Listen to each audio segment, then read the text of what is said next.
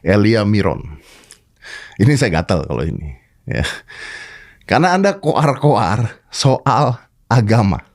Jangan dikaitkan dalam peperangan Israel dan Palestina. Itu hak Anda juga bicara. Nggak apa-apa. Saya masih bisa terima. Saya anggap opini. Saya nggak menyalahkan Anda.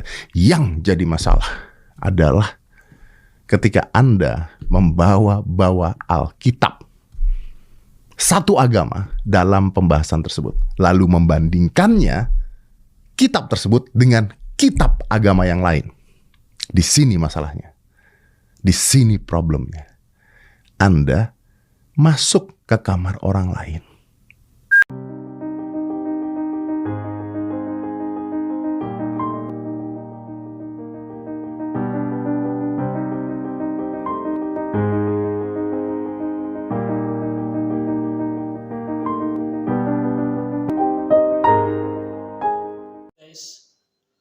Setelah beberapa waktu kita tidak bikin video, hari ini kita akan mereaction sebuah video yang berkaitan dengan masuk kamar orang lain, ya, masuk kamar orang lain, dan kemudian bagaimana dengan mereka yang juga masuk kamar orang lain tapi tidak dibilang masuk kamar orang lain.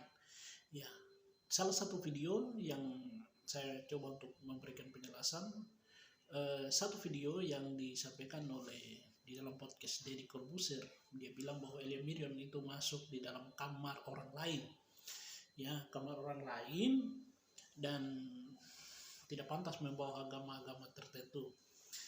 Tapi juga ada sebagian orang, tapi saya akan menunjukkan salah satu, dan yang bicara ini adalah semuanya adalah mualaf semua, yang membicarakan tentang kamar mereka sebelumnya. Karena tadi Mas Deddy bilang kamar orang lain, jadi saya mau bilang kamar mereka sebelumnya, dan mereka membicarakan.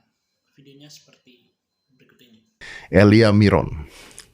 Ini saya gatal kalau ini. Ya. Karena Anda koar-koar soal agama. Jangan dikaitkan dalam peperangan Israel dan Palestina. Itu hak Anda juga bicara. Nggak apa-apa. Saya masih bisa terima. Saya anggap opini. Saya nggak menyalahkan Anda. Yang jadi masalah adalah ketika Anda membawa-bawa Alkitab, satu agama dalam pembahasan tersebut, lalu membandingkannya kitab tersebut dengan kitab agama yang lain. Di sini masalahnya. Di sini problemnya. Anda masuk ke kamar orang lain dan Anda koar-koar seakan-akan kamar orang lain tersebut lebih jelek dibandingkan kamar Anda. Saya aja nggak berani nih ngomongin apa yang Anda omongin. Ngulangnya aja saya nggak berani. Karena ini very sensitive. Dan kita tuh sangat toleran. Indonesia itu adalah negara yang sangat toleran, tapi jangan dibakar. Tadi Mas Deddy Corbuzier bilang bahwa Elia Miron masuk kamar orang lain, ya, masuk kamar orang lain. Tapi saya mau bilang, bagaimana dengan video ini? Agama banyak gak ada. Contoh, Ustadz boleh ketik di handphone Ustadz, ya, 1 Samuel 15 nomor 3. Jadi pergilah sekarang, kalahkanlah orang Amalek, tumpaslah segala yang ada padanya, dan janganlah ada belas kasihan kepadanya. Bunuhlah semuanya, laki-laki maupun perempuan, anak-anak maupun anak-anak yang menyusu, lembu maupun domba, unta maupun keledai.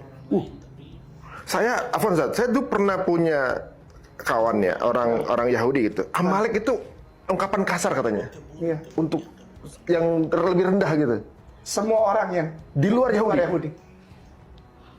Ini ada di kitab suci berarti. Iya.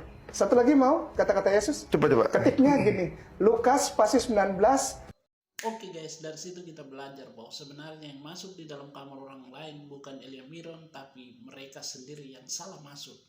Mereka pikir mereka masih ada di kamar sebelumnya, tetapi sebenarnya mereka sudah ada di kamar sebelah yang bukan kamar mereka sebelumnya. Tetapi mereka tidak mungkin membicarakan kamar di mana kamar baru mereka. Kenapa demikian? Karena mereka tidak tahu kamar yang di mana sekarang mereka tempati, kebingungan. Jadi bagaimana mau membahas tempat di mana mereka taruh tempat pakaian di mana, tempat kaca di mana, tempat sisir rambut di mana, kan mereka kan baru masuk, baru pindah. Jadi tentu dong bicara kamar sebelumnya.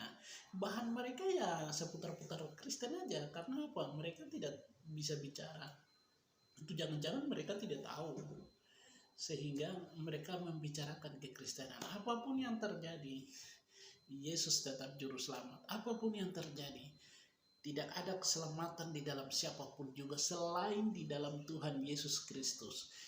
Apapun yang terjadi, Yesus adalah jalan kebenaran dan hidup, dan tidak ada seorang pun yang datang kepada Bapa kalau tidak melalui Yesus. Apapun caranya, memutarbalikkan kebenaran seperti apa, hanya Yesus yang dibicarakan sepanjang zaman. Dan Yesusku, Yesus Kristus yang kusembah, Dia adalah Allah yang menjadi manusia. Orang lain boleh berpendapat tentang Yesus, boleh membicarakan tentang Dia, tapi orang lain tidak dapat mengintervensi imanku, bahwa hanya Yesus Kristus yang dapat menyelamatkan saya. Apapun itu, dan saya bersyukur sekali menjadi anaknya.